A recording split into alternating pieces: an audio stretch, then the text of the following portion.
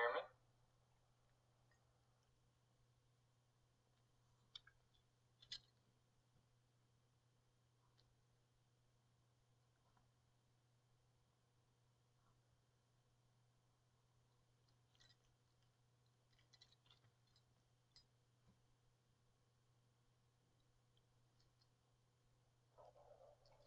Happy Monday morning, everyone. August 31st. Time for the daily situation awareness briefing. No changes in the National Terrorism Advisory System. No current or expired alerts. Look around the region. Got an updated number of UACs in the Rio Grande Valley sector this morning. And no shortfalls have been listed by the Border Patrol down there. Also, in Louisiana, the JFO is scheduled to close today. No ongoing PDAs and no new FMAGs. Taking a look around the region here further, the RRCC remains at level 4, as do all of our states except for Louisiana, which remains at a crisis action team monitoring the tropical weather. And no updates to the IMAX. 1 and 2 are in Texas. 3 is in Oklahoma. No shelters and no significant power outages to report. But for now, we'll turn it over to Mark for the latest update on what's going on. Alrighty, good morning, everybody. We appear to have microphone issues, so I'll just be briefing over the phone. So overall, a very quiet morning across Fema 6. We do have a few showers over extreme deep South Texas. That's really going to be the main area for today, right along the Texas coast. But otherwise, it's going to be a pretty quiet day, other than some isolated thunderstorms over New Mexico for today. So going ahead and take a look at the 5-day threat matrix. Overall, very quiet weather for Fema 6 coming up through this week. Really no major systems headed our way whatsoever. As Tropical Storm Erica has pretty much fallen apart and is bringing some rain to portions of the southeast United States for today.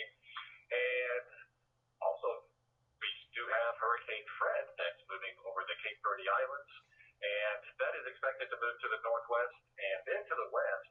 And even though it is a hurricane right now, it does look like by mid to the latter portion of the week, it will begin to decrease pretty quickly and may even dissipate as it moves into much cooler waters, as well as some strong wind shear. So at this time, it doesn't look like it's going to have any impact to Fema 6, but obviously we'll continue to monitor it over the next several days. And there's the track for what is now Hurricane Fred. So there you see that northwest track. And as you can see there by 2 a.m. Saturday, you can see that there, that is a D. So it's going to be weakening from a hurricane to a tropical depression. And like I said, will probably not impact the region. And looking at the severe thunderstorm threat for today, we can see, again, a few isolated thunderstorms over what really should just be along the Texas and Louisiana coast, as well as portions of New Mexico, but not looking for any severe weather today, really whatsoever. And looking at the weather hazards for the next several days, no significant weather impacts are expected. And they see some rainfall expected into New Mexico, especially by later in the week, as some more considerable moisture will be heading that way. And again, some rainfall mainly along the Texas and Louisiana coast, but not too much for North Texas and for most of Oklahoma. So as we look at the drought monitor, again, really no rainfall where we're seeing the severe drought over portions of North Texas.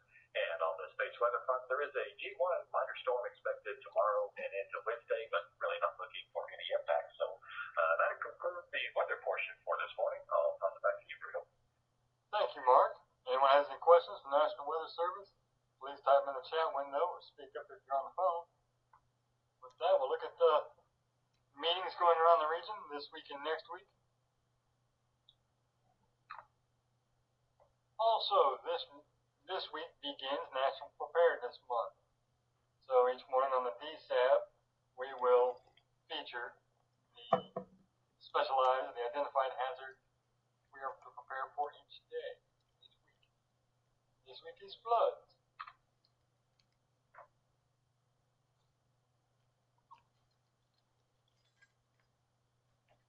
And lastly, actually, it is Paul's birthday, so if you see him and you are feeling so inclined, wish the guy a happy birthday. Alright, last chance for any questions.